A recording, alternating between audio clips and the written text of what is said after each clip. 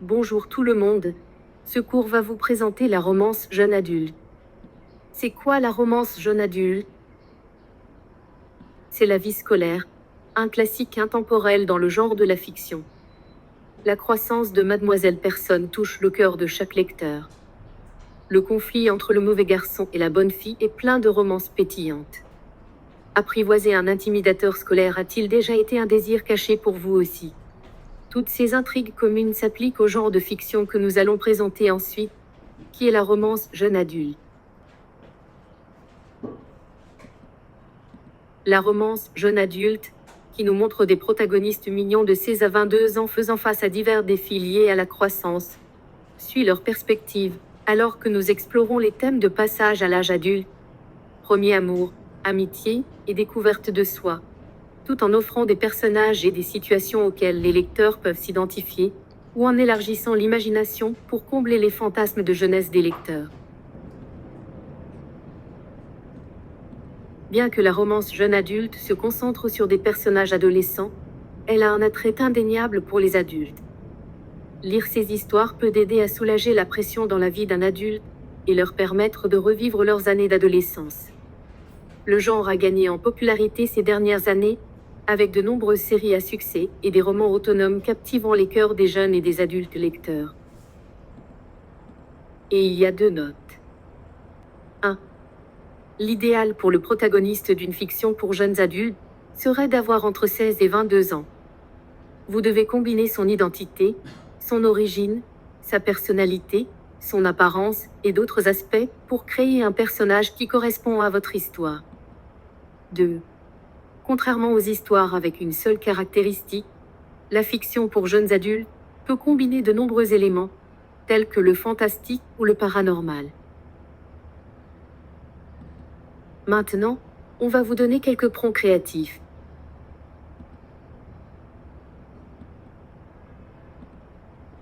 Le premier, c'est ennemi à amant.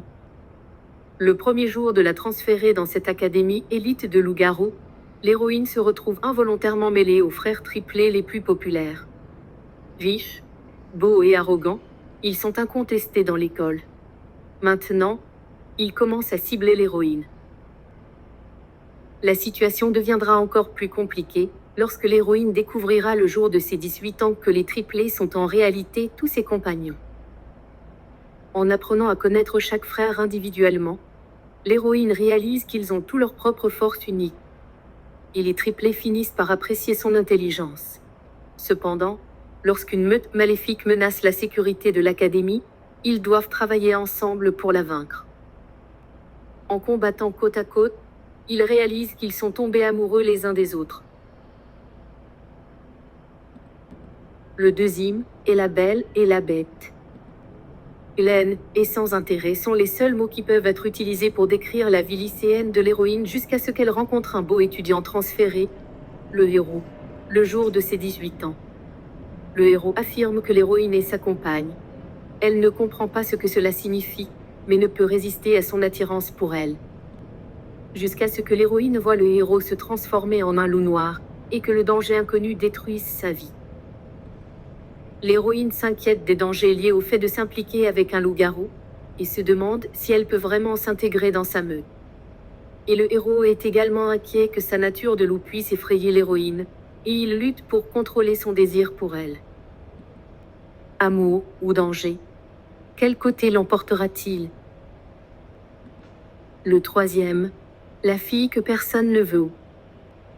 La héroïne est la fille ronde que personne n'aime à l'école. Le héros est le playboy le plus populaire de l'école. Il fait un pari avec son ami qu'il fera tomber amoureuse de lui l'héroïne en un mois.